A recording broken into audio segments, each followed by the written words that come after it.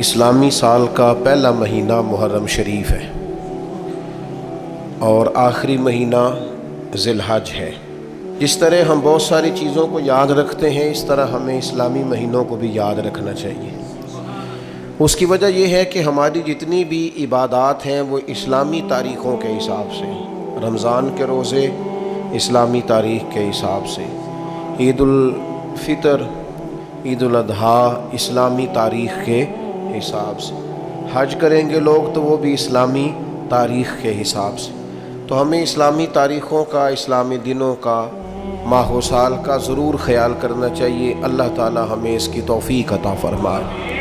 ماہ محرم الحرام کا چاند جیسے ہی طلوع ہوتا ہے اور اگلے دن جیسے ہی آفتاب نمودار ہوتا ہے تو دلوں کے اندر خود بخود نبی رحمت نور مجسم شفیع معظم صلی اللہ تعالیٰ علیہ وسلم کی مقدس آل پاک کے تذکرے اور آپ کی مقدس عطرت کی یادیں لوگوں کے ذہنوں میں، دلوں میں اور نہا خانوں میں تازہ ہو جاتی ہیں۔ فطرتی تقاضا یہ ہوتا ہے کہ جب محبوب سے کامل محبت ہونا تو محبوب کی ہر چیز سے محبت ہو جاتی ہے۔ تکمیل ایمان اس کا نام ہے کہ مسلمان ہر چیز سے بڑھ کر نبی پاک صلی اللہ تعالیٰ علیہ وسلم سے محبت کرے، اور جب ہر چیز سے بڑھ کر حضور سے پیار کرنا ہے تو پھر نبی پاک سے نسبت رکھنے والی ہر چیز سے پیار کرنا ہے۔ ہمارے ہاں لوگ اس معیار پر پورا نہیں اترتے، وہ محبت میں بھی تقسیم کے قائل ہیں۔ حضور علیہ السلام کی نسبت رکھنے والی ہر چیز سے پیار کرنا، چونکہ حضور سے جو پیار ہے، تو جتنی بھی چیزیں، جتنی بھی نسبتیں حضور کے ساتھ جڑیں گی وہ قابل احترام نہیں، وہ قابل محبت بھی ہیں۔ ان کا احترام کیا جائے گا تو دل کی گہرائیوں سے، پیار کیا جائے گا تو دل کی گہرائیوں سے۔ تو حضور علیہ السلام کی اولاد پاک تو ویسے ہی خون رسول ہے نا، وہ تو نبی پاک علیہ السلام کا خون ہے۔ اس کا احترام وہ صرف جذباتی تقریروں میں نہیں ہونا چاہیے، ان کا پیار صرف لفظوں کے ہیر پھیر میں نہیں ہونا چاہیے۔ انسان کی کیفیات، اس کے دل کے اندر بسنے والی خواہشات اور اس کی روح کی گہرائیوں تک جو چیز اتری ہوئی ہو وہ رسول پاک کی اولاد پاک کا پیار ہے، اور پھر وہ ہمہ پہلو ہو، صرف ایک زاویہ نگاہ سے نہ ہو۔ چونکہ حضور کی ہر نسبت سے پیار کرنا ہے تو جس طرح نبی پاک کی اولاد سے پیار کرنا ہے نا، اسی طرح پھر حضور کے اصحاب سے بھی پیار کرنا ہے۔ نبی پاک علیہ السلام کی بارگاہ عالی مرتبت میں جن لوگوں نے وقت گزارا، جنہوں نے حضور کے اشارہ ابرو پر جانیں قربان کی، جن لوگوں نے نبی پاک علیہ السلام کے ساتھ مل کر دین کی تبلیغ کی اور جد و جہد کی اور عملی طور پر نفاذ دین میں اپنا کردار ادا کیا، ان لوگوں سے محبت کرنا، ان سے پیار کرنا اور ان کے لیے اپنے دل کے اندر عقیدت کے جذبات رکھنا یہ بھی ضروری ہے۔ یہ جو آج کل ہمارے ہاں محافل ہوتی ہیں نا، مجالس ہوتی ہیں دینی، ان دینی محفلوں میں بھی بہت سارے لوگوں کا مقصود جو ہوتا ہے وہ تبلیغ دین نہیں ہوتا الا ماشاءاللہ۔ یہ تھوڑی سی کڑوی گولیاں ہیں، اسے ضرور استعمال کیجئے گا، فائدہ ہوگا انشاءاللہ تعالی، فائدہ ہوگا۔ بہت سارے لوگوں کا مقصود تبلیغ نہیں، اگر تبلیغ مقصود ہونا تو پھر داد کی ضرورت ہی نہیں۔ لیکن اسٹیج پر محفل میں کھڑا ہوا ہر شخص اسٹیج پر داد چاہتا ہے، وہ چاہتا ہے میں ایسی انوکھی بات کروں کہ لوگ واہ واہ کریں۔ آپ کوئی انوکھی بات نہ کریں، آپ انوکھی بات کرتے کرتے دین کی بہت ساری چیزوں کے بارے میں غلط رائے دے جاتے ہیں۔ آپ نقطہ بیان کرتے کرتے بعض اوقات وہاں چلے جاتے ہیں کہ جہاں دین کی بعض حدوں کو آپ کراس کرتے ہیں۔ آپ داد نہ لیں، کو ضروری ہے قوم سے داد لیں؟ قوم سے داد لینا ضروری نہیں، اللہ سے اس کی رضا لینا ضروری ہے۔ میں ایک جگہ پہ تقریر کے لیے چلا گیا تو وہاں ایک صاحب نے بڑے جذباتی اور والہانہ انداز میں ہمارا استقبال کیا، تو وہ استقبال کرتے مجھے کہنے لگے، پیر صاحب آج انج دی تقریر کرو کہ بندے راضی ہو جائیں۔ میں نے آخیا نہ بھائی میں تو وہ کرنی ہے جن نال اللہ راضی ہو جائے. بندے شندے راضی کرنا مشکل کام ہے, یا آپ رہنے دے وہ کریں گے جس سے اللہ راضی ہو. ہم نے نا یہ جو مزاج پیدا کیا ہے نا, اس مزاج کو بدلنے کی ضرورت ہے. اس لیے یہ سخت جملہ ہے, مہربانی کرنا اگر کسی کو محسوس ہو کہ میں نے سخت بات کی ہے تو آپ درگزر کریں گے, پر میں نے کہنی ضرور ہے. یہ میری زبردستی ہے. اسٹیج پر بہت سارے لوگ اب واعظ و نصیحت کے لیے, تقریر کے لیے چڑھے ہوئے ہیں, اور وہ صرف اسٹیج پر نہیں رہے, اب وہ سوشل میڈیا کے ذریعے عام ہیں. وہ لوگ نہ تو دین کا درد رکھتے ہیں الا ماشاء اللہ, نہ پوری دنیا میں اسلام کو جن مسائل کا سامنا ہے ان مسائل کا ادراک رکھتے ہیں. اسلام کی کون سی تصویر ہم نے دنیا کے سامنے پیش کرنی ہے اس کا شعور ہی نہیں رکھتے. مجھے کہہ لینے دو کہ اسٹیج پر وہ لوگ چڑھ گئے ہیں جو فن کا مظاہرہ کرتے ہیں, وہ اپنا فن دکھاتے ہیں, لوگوں سے داد وصول کرتے ہیں. چلے میں نے کہا تھا آپ نے درگزر کرنا ہے, کر دیں گے. داد بھی لیتے ہیں, ساتھ امداد بھی لیتے ہیں. وہ داد امداد لے کے وہ نکل جاتے ہیں, قوم لڑتی رہتی ہے, لوگوں کی اخلاقیات بگڑتے رہتے ہیں, نفرت کا فروغ ہوتا ہے. امت کہاں چلی جاتی ہے, کتنے حصوں میں بٹ جاتی ہے, کتنے بکھیر دیا جاتا ہے, فکر ہی کوئی نہیں. کیا محبت صحابہ اس بات کا نام ہے کہ آپ صحابہ کا ذکر کریں گے تو اہل بیت کو کمزور کریں گے؟ کیا محبت اہل بیت اس کا نام ہے کہ حضور کی اولاد کا ذکر صرف اس صورت میں کیا جا سکتا ہے کہ کسی اور کو کمزور کر کے دکھایا جائے؟ اعلیٰ حضرت کے سامنے کسی نے کہا نا نبی پاک علیہ السلام کی تعریف میں کہ شان یوسف جو دبی وہ بھی اسی در پہ دبی, تو فاضل بریلوی فرمانے لگے حضور تو کسی کو دبانے آئی نہیں, تو حضور پھر کیا کہوں؟ فرمایا تو کہہ شان یوسف جو بڑی وہ بھی اسی در سے بڑی. چونکہ قرآن مجید پہ سورہ یوسف آ گئی تو قیامت تک جناب یوسف کو تلاوت کیا جائے, ان کا تذکرہ ہوگا, تو شان یوسف جو بڑی وہ بھی اسی در سے بڑی. نفرت انگیزی کا ماحول پیدا کیا جاتا ہے, اور اتنی بڑی قربانی جس سے امت کو کھڑا کیا جا سکتا تھا. امام حسین کا تذکرہ امت میں روح پھونک سکتا تھا, قوم کے جوانوں سے بیساکھیاں چھینی جا سکتی تھیں, سہارے چھینے جا سکتے تھے, انہیں ان کے پیروں پر کھڑا کرنے کا حوصلہ دیا جا سکتا تھا, لیکن وہ تو ہم نے دے دیا فن کا مظاہرہ کرنے والوں کے ہاتھوں میں, وہ تو ہم نے غیروں کو دے دیا, وہ تو مزہ لینے والے لوگوں کو دے دیا جو واہ واہ کر رہے ہیں, واہ واہ کرا رہے ہیں, وہ تو کسی اور رنگ میں بات چلی گئی. او خدا کے بندو, یہ میرے محبوب کی نسبتیں ہیں. حضور کی تو جو گلی سے گزر گیا ادب سے وہ بھی شان والا ہو گیا.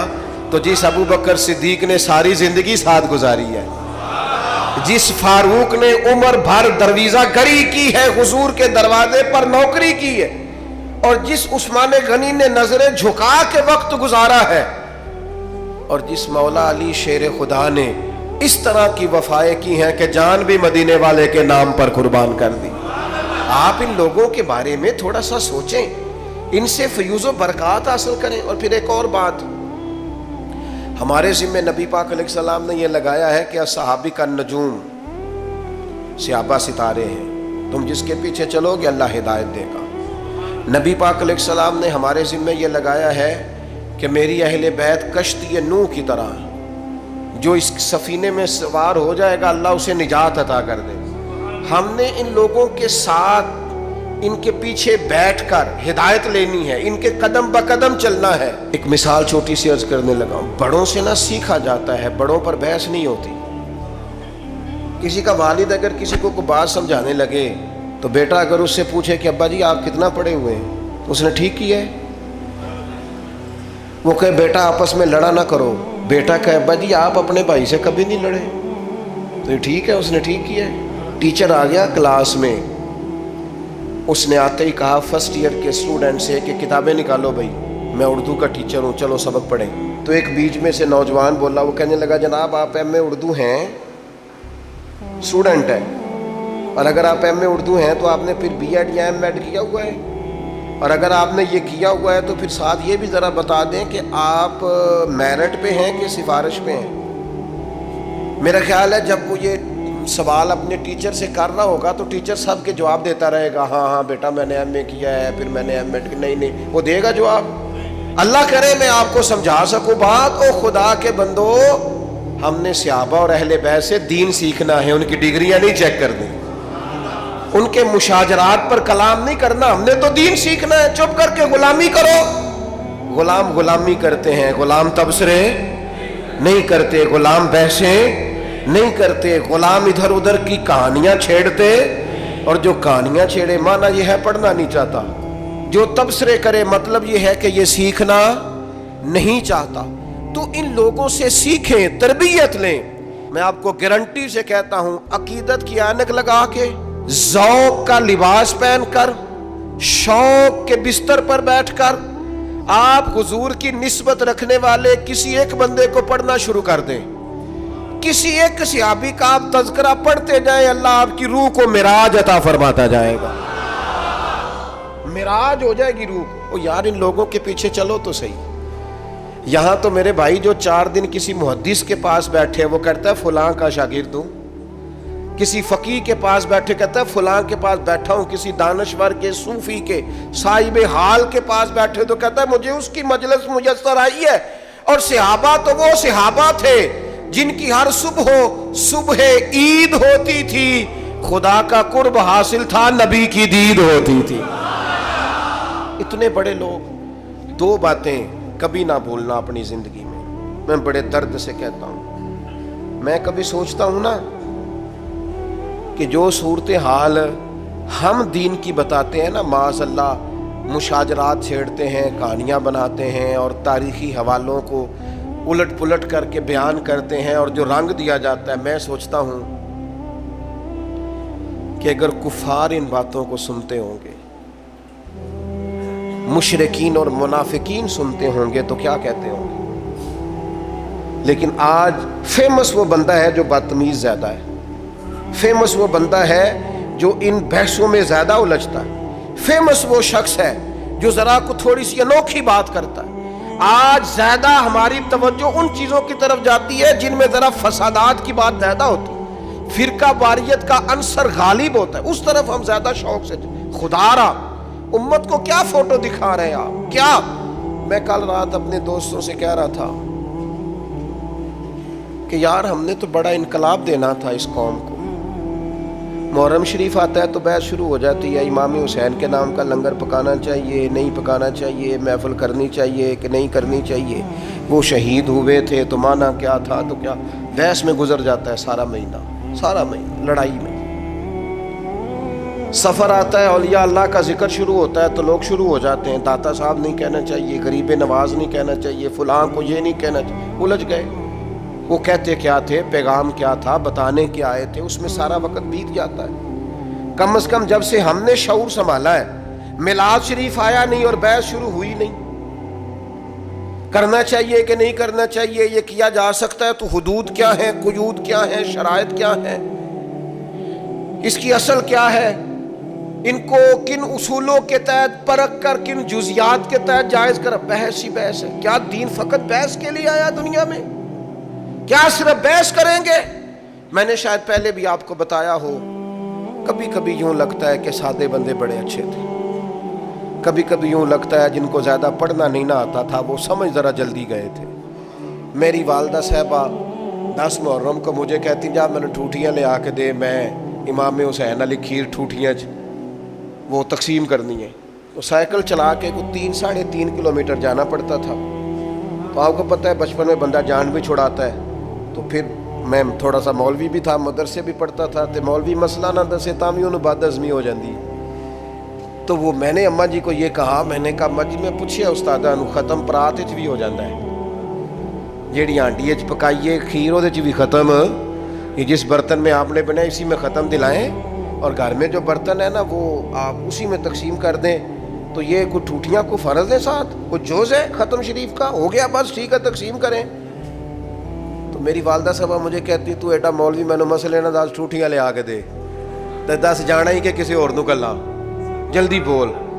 تو اب وہ مطلب ماحول بھی ایسا ہوتا تھا کہ وہ سائیکل نکالتے چلے جاتے، تو ایک دن بڑی گرمی تھی شدید، اور میں بڑا ہی مشکل گیا, ڈاڈا اوکھا ہو گیا میرے لیے وہ پینڈا کو لے کے آیا. میں ٹوٹیاں لا کے میں نے بڑے غصے سے رکھی, حالانکہ 10 روپے انعام بھی ملا جانے آنے کا, اور رکھ کے میں اماں جی نو آخیا میں کیا مینوں 10 سے چھڑو, آخر ایک کیڑا مفتی دس گیا ٹوٹیاں والی گل, جو آپ اس قدر زیادہ اس پر بزد ہیں. تو والدہ صاحبہ فرمان لگے پتر خصوصیت کوئی بھی نہیں, بس نہ یہ نیاز دئی دی حضور دی اولاد دے نا تے دل نہیں کردا کہ نبی پاک دی اولاد دے نا تے کسی نو کھیر دئیے تے پانڈا واپس منگیے.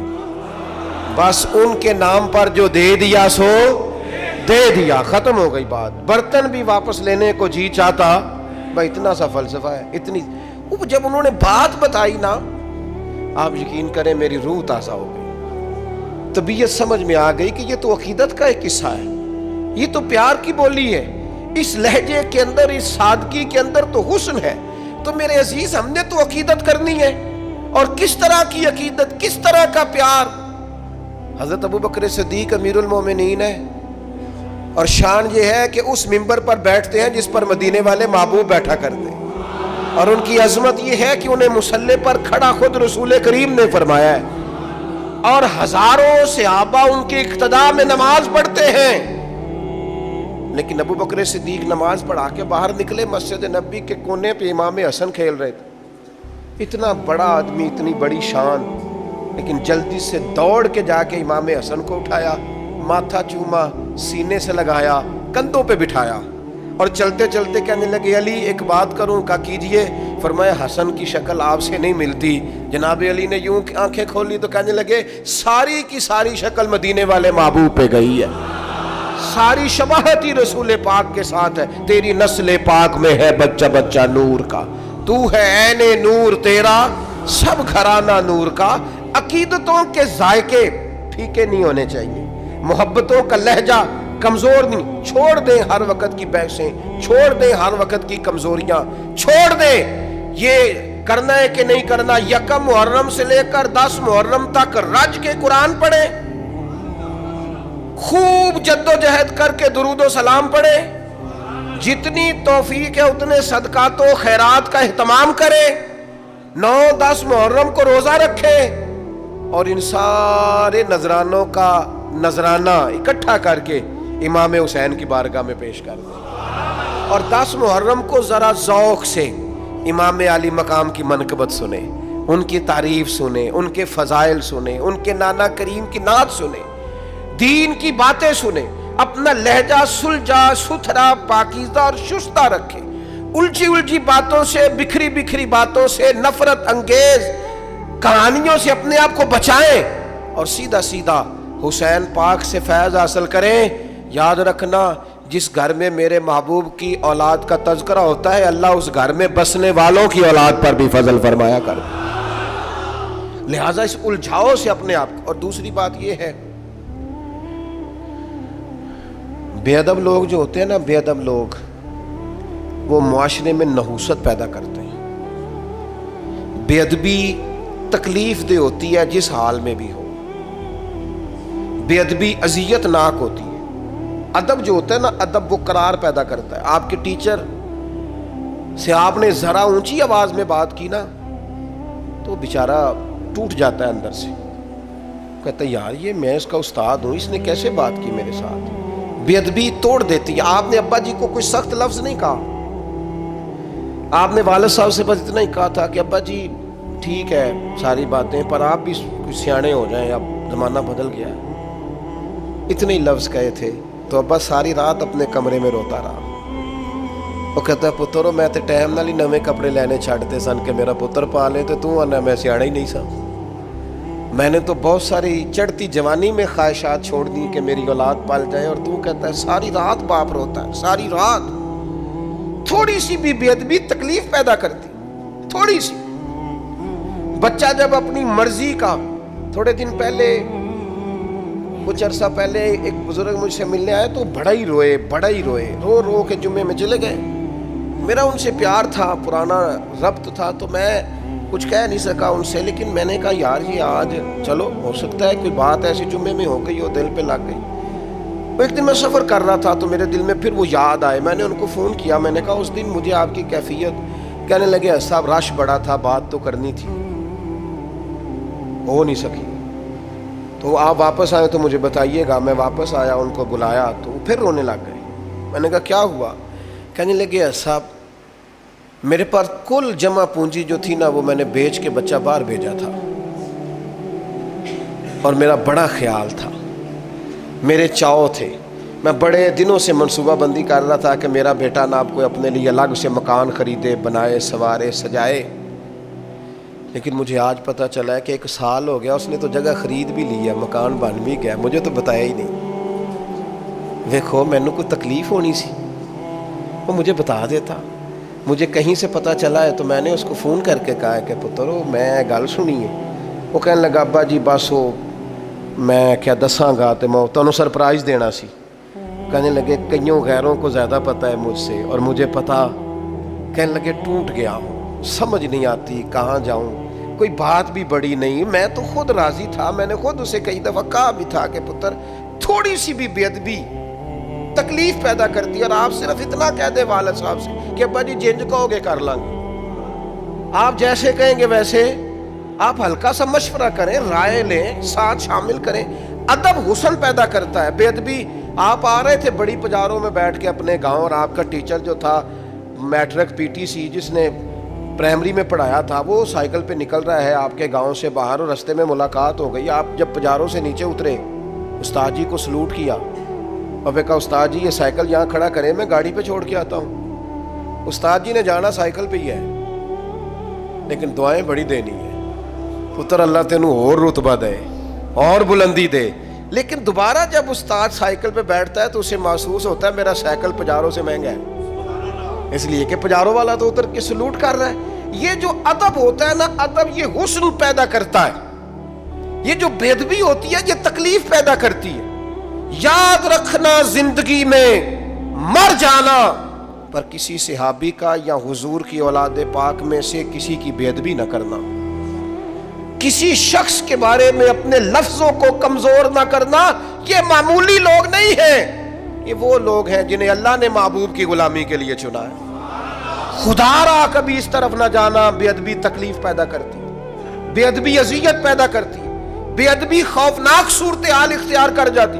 ادب کے دائرے کے اندر رہنا, ادب کے دائرے میں بے ادبوں سے اور بے ادبوں کی باتوں سے بچنا, بچ جانا ان سارے لوگوں سے جو بے ادبیاں کرتے ہیں اور چیزوں کو نکال نکال کے لاتے ہیں. خدا را مجھے بتاؤ نا کتنے لوگوں نے دشمنی کی میرے نبی پاک سے, معاذ اللہ, یہودیوں نے, نصارہ نے, مشرکین نے.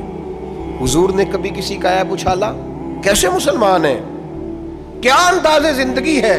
تیری تقریر ہی مکمل نہیں ہوتی جب تک تو بڑے لوگوں کی توہین نہ کرے. تجھے مزہ ہی نہیں آتا گفتگو کرنے کا جب تک سینکڑوں لوگوں کی پگڑیاں نہ اچھالے. کون سا دین تو دنیا کے سامنے پیش کر رہا ہے کہ جب تک تو بہت سارے لوگوں کو رسوا نہ کر دے تیری گفتگو ہی مکمل نہیں ہوتی. یاد رکھنا یہ دین وہ ہے جس میں تو کہا جاتا ہے کہ دروازہ رسول پہ آؤ نا تو ذرا لفظوں کا چناؤ کر کے آؤ. لا تقولوا رائنا وقولوا انظرنا, رائنا نہ کہنا, انظرنا کہنا. لفظوں کا چناؤ. اور لا ترفعوا اصواتکم فوق صوت النبی, دیکھنا اپنی آواز کا والیوم چیک کرنا. محبوب کی آواز سے تمہاری آواز اونچی نہ ہونے پائے. اے پائے نظر ہوش میں آ, یہ قوے نبی ہے. آنکھوں سے بھی چلنا یہاں بے ادبی ہے. دائرہ ادب, ادب حسن ہے, ادب وقار ہے, ادب شائستگی ہے, کبھی بے ادب نہ ہونا. اور اپنی زندگی میں ایک تیسری بات, اہل بیت نبوت کی محبت. ادھر دیکھو میری طرف, قرآن مجید میں رب فرماتا ہے قل لا اسألکم علیہ اجرا الا المودۃ فی القربى. محبوب علیہ الصلوۃ والسلام آپ اپنے غلاموں سے فرما دیں کہ میں تبلیغ دین پر تم سے کوئی اجر نہیں مانگتا, ہاں میرے قریبیوں سے پیار کرتے رہنا. صدر الافاضل, بدر المماثل, خلیفہ اعلیٰ حضرت مولانا سید نعیم الدین صاحب مراد آبادی اس خزائن العرفان میں لکھتے ہیں, فرماتے ہیں حضور کی اولاد کی محبت دین کے فرائض میں سے ہے. یہ میرے امام نے لکھا ہے. حضور کی نہ سنت کہا نہ واجب کہا, فرمایا رسول پاک کی اولاد پاک کی محبت فرائض دین میں سے ہے. اور ان لفظوں پر تو واری ہو جانے کو دل کرتا ہے۔ حضور فرمانے لگے یہ حسن اور حسین ہے، جس نے ان سے محبت کی اس نے مجھ سے محبت کی، اور فرمایا جس نے ان سے بغض رکھا اس نے مجھ سے بغض رکھا۔ ان کی محبت میری محبت ہے، ان سے عداوت مجھ سے عداوت ہے۔ اپنے انداز کو پیار والا بنائے، آپ کی طبیعت سے ان کا پیار چھلکے، یعنی ظاہر ہو کہ آپ ان سے محبت کرتے ہیں۔ اور آپ نے دے دیا ایسے لوگوں کے ذمے جن کا یہ کاروبار ہے، جو تجارت کرتے ہیں ان ناموں پر، جو پیسہ کماتے ہیں۔ مجھے کیا لینے دو، محرم آیا تو کچھ لوگوں کا سیزن آیا، پھر ربیع الاول آئے گا تو کچھ لوگوں کا سیزن آئے گا۔ یہ سیزن ہے، وہ قربانیاں دے گئے اور تم سودے کرتے پھرتے ہو، یہ تم نے ریٹ ڈالا ہے، میں خیال نہیں آتا تذکرہ کس کا ہے، اور تم باتیں کیا کرتے ہو۔ یہاں تم ان کی قربانیوں کا ذکر کر رہے ہوتے ہو اور اسٹیج کے پیچھے تم پیسوں کی گنتی کر رہے ہوتے ہو۔ یہ معیار بنایا تم نے۔ کیا کہا تھا قرآن مجید نے کہ میری آیتیں سستے داموں نہ بیچ ڈالنا، اور تم نے سودا بھی کیا تو کیا کیا۔ پر مصیبت اور بھی ہے نا، ایک آج ہمارے زمانے کی ایک بہت بڑا مسئلہ یہ بھی ہے، وہ کہتے ہیں پیر صاحب اگر پیسے نہیں لیتے تو روٹی کیوں کھاتے ہیں؟ یہ بھی بتاؤ یہ روٹی کیسے کھاتے ہیں؟ وہ بھائی نظر نذرانے کی مخالفت نہیں، وہ تو نبی پاک علیہ السلام نے حضرت عمر کو دیا تو جناب عمر کہنے لگے حضور نہیں لینا، تو حضور فرمانے لگے جو بن مانگے، یہ بخاری کی حدیث ہے، فرمایا جو بن مانگے ملے وہ تو اللہ کی طرف سے ہے، اس کی مخالفت ہی نہیں۔ لیکن سوال تو یہ ہے کہ یہ تجارت تو نہیں نا، یہ آپ کا بزنس تو نہیں نا، آپ نے کوئی کاروبار تو نہیں نا اس کو بنا لی۔ آپ جو ریٹ کرتے پھرتے ہیں یہ کیا معیار اور کیا سٹیٹس آپ نے بنایا؟ بہت بڑا بزنس مین اتنا مال نہیں کماتا جتنا تم کماتے، اور تم نے سیزن بنا لیا ہے، اور قوم بھی پسند کرتی ہے۔ بندہ فیمس ہونا چاہیے، بندہ کو تھوڑا سا نا مشہور ہونا۔ میں اپنے بارے میں 100 دفعہ کہہ چکا ہوں کہ دین کا کوئی چھوٹا سا نوکر سمجھ کے کبھی دعوت دے لیا کرو، مشہور آدمی سمجھ کے نہ بلایا کرو، اس میں مزہ نہیں، اس میں مزہ نہیں۔ نام کوئی برانڈ ہے، نہ کوئی ایسی چیز ہے جسے دکھا کے ماحول اور طرح کا بنایا جائے۔ آپ مہربانی فرمائیں محرم شریف میں کسی بھی موقع میں جب آپ ان پاکان امت کا ذکر کریں تو احترام کے جذبے، عقیدت کے لہجے، آپ کے مزاج کے اندر خوبصورتی، ان لوگوں سے قلبی وابستگیاں، اور سب سے اہم اور سب سے ضروری چیز یہ ہے کہ ہم نے سیکھا کیا ان لوگوں سے، ہم نے ان سے لیا کیا۔ وہ خاص بات جو ہم نے ان سے لینی ہے اور سیکھنی ہے اس پر ضرور توجہ کریں۔ امام حسین کی زندگی کا سب سے بڑا درس کہ جب آپ حق کے لیے کھڑے ہوں تو بلیک میل نہیں ہونا۔ بچے ساتھ تھے نا امام حسین کے، شہید ہو گئے نا امام علی مقام کے سامنے۔ سب سے زیادہ بلیک میلنگ یہی ہوتی ہے نا، تیرے بچے ہیں، لیکن امام حسین نے فرمایا جب معاملہ حق کا ہو تو پھر حق دیکھا جاتا ہے، اولاد نہیں دیکھی جاتی۔